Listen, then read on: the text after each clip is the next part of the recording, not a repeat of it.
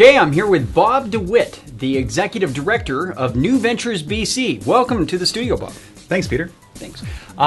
So maybe if we could start out with just a little bit about your background. So born and raised in Sycamoose, graduated from high school, moved to Vancouver, did a couple of degrees, first one in business, did a master's degree in economics, was going to do a PhD in economics, but got involved in a startup out of Simon Fraser, commercializing the V-chip, which was a technology that controls content on television back in the 90s. Did that for a few years. When I exited that startup, I became an angel investor, so I started investing in other startups. And that's where I caught the bug to get involved in startups. Yeah, that entrepreneurial disease. That's right. Yeah. So, and that has led you how to being the Executive Director of New Ventures BC? Well, New Ventures has been around now for 10 years. And in the beginning, I got involved as a mentor and then a judge and then eventually a board member. And then as a board member, I started to organize the judges and the mentors. And then a couple of years ago, we lost our program manager and I stepped up to be the executive director, providing overall leadership and still organizing the judges and the mentors. Now, I know that there's probably a lot of our audience locally that have heard a little bit about New Ventures BC with a lot of the technology companies that are in this region participating in past competitions. Right. But perhaps for the wider audience, we can maybe let them know a little bit about what exactly is New Ventures BC. Sure. New Ventures BC is a combination of competition. So it happens over a number of months. Companies enter the competition, the ones that are eligible. We have a seminar series where we teach them all the steps to building a business plan. We have mentor panels where they can practice their pitch. Right. When the companies advance through the program, we assign teams of mentors to them. And then as we wean them down to the final 25 and then the final 10, we eventually offer prize money, over $300,000 in non-dilutive prize money to the companies, meaning they don't have to pay it back. It's just like grant money. Exactly, free money. yeah. So companies have used the money to leverage against other investment and government money to really grow their businesses rapidly. Companies who come in the competition also get a lot of networking and access to customers, first customers and employees and investors.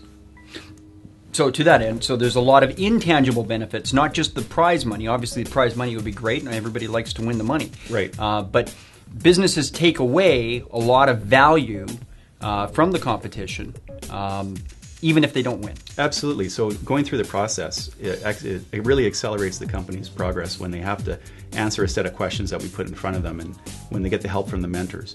So it really grows the companies a lot quicker than they would if they were doing it on their own. It gives them access to the mentors, but also the network around the mentors that really helps the companies grow quicker. Right. And the contest itself has a very technology-focused slant? Yes, it is technology-based. So there's the kind of companies range from internet companies to life science companies to clean tech companies to software companies. Any kind of company that is developing unique proprietary intellectual property. That can be anything from software, copyrightable stuff to patentable stuff. You've had a bird's eye view of tech for the last 10 years. How are we doing today compared to 10 years ago? I think what's really changed in the last 10 years has been the quality of the entrepreneurs. Entrepreneurs today are much better prepared, I think, because of a lot of the programs that are available for helping speed up their progress. I think also companies today are doing more with less, from an investment point of view, which I think is a great... A lot more grassroots. Absolutely, that's right, yeah. So companies are getting leaner and growing quicker than they were 10 years ago. It's not the dot-com rush that it was. Right. Yeah. So 10 years ago we saw the dot-com rush and we also saw the really technology-heavy companies that required a lot of money to develop before they could become cash flow positive. We see companies now that start leaner, meaner, and get to market and get customers and become cash flow positive much quicker. Do you have any good examples of companies that have come out of the New Ventures BC contest and gone on to do some great things? Absolutely. So the company that won our competition in 2001, which was the first year, is a company called AirG.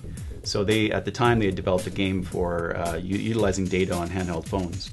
And they were, for their first year, they actually took up 50% of the data traffic on the TELUS network, to give you an idea. This is before email on the phone, that kind of thing. Right. But they've morphed into a sort of a social media platform for mobile phones, and they have over 120 employees. We don't know what the revenues are, but probably north of $20 million. The company that won in the second year, a company called Metalogics, sold last year to a U.S. private equity company for $80 million. So we've had some big successes from the early companies. It takes quite a few years for these companies to incubate before they get the big exit that everyone likes to hear about. But we've got lots of examples like that. So at Race to a Million, we're all about high tech, and that's why we love Kamloops so much. So how are we doing in Kamloops as it relates to New Ventures BC? Well, we love Kamloops too. One of our winners from 2005 is Traction Technologies. Casey and his team there made it through all the paces and came out on top in 2005. So that was #1 in the whole province? The whole province. And this past year, Ripcharger in the provincial competition finished in the top 25. And a really promising young startup here in Kamloops that came through the program at New Ventures. And so they're, as I understand it, now going through a regional competition as well, which is right. new this year. That's right. So tell us a little bit about that. Why a regional competition as in addition to the provincial one? Right, the regional competition, one of the things we've noticed over the years is that regional companies have different needs from the urban companies. Less face time with investors, less face time with mentors, further away from customers, a little bit more of a challenge because of proximity. So we've designed an education component and a mentoring component that addresses that. The other thing that we found was that because, again, the face time with investors and mentors and so on was the opportunity to pitch in person to our jury. So in the provincial competition, a big part of the judging is based on a written submission. And we really want to make sure we pick the diamonds in the rough out of the crowd. And so with the regional competition, all of the judging will happen in person. So every entrepreneur will get their time in front of the jury to pitch their idea and then allow the judges to get a better idea about whether it's a diamond in the rough or not. And so we make sure the best companies get the mentoring in advance and have a chance at the cash prizes. And so holding it regionally now because you weren't getting enough participation from the regional companies down in Vancouver? No. We get good participation. I mean, this is bringing the program to the regions so that companies makes have it better easier. access. Yeah, and the mentoring component, for example, we're taking a Vancouver mentor and a local mentor and having them work as a team to help the company. And that does two things. I mean, it gives the company access to the Vancouver marketplace and all the network of potential customers and investors and other mentors. BC seems to be leading the way with some really great innovative minds with participation in New Ventures BC. You get to see it all the time. Is there any really big growth sectors that maybe young upcoming entrepreneurs should be taking a look at? Absolutely. So green tech and clean tech is the hot area. In New Ventures, 10 years ago, we had a very small handful of green tech, clean tech companies. Every year it's been more and more. Myself personally, as an angel investor, I'm very interested in green and clean technologies, technologies that can reduce the carbon footprint of economic activity. So that's a hot area when we're seeing more companies like that. So as I understand it, there's specific prizes allocated for the green and clean tech side from the New Ventures competition. Yeah, absolutely. So there's a $40,000 BC Hydro Sustainability Prize, which goes to the company that reduces the carbon footprint of our economic activity on the planet. And then we also have a BC Bioenergy Prize, which goes to bioenergy companies that are in the competition. So our values seem to be really aligned between New Ventures BC and Race to a Million. We're all about a lot of the things that you are. With that in mind, do you have any perhaps advice for some of the team members on Race to a Million? Absolutely. First bit of advice is always be customer focused. Understand your customer and understand your go-to-market plan really, really clearly. Second piece of advice relates to financings. Make sure that your goals are broken into milestones and that you finance the milestones and you don't try to raise a big whack of dough to try to get your company to cash flow positive.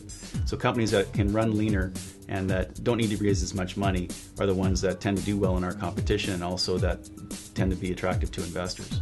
Okay, so we've got prize money, check. We've got education, check. We've got networking. Is there anything else we're missing? Why would a business want to take a look at New Ventures BC? It's the validation that a company gets by running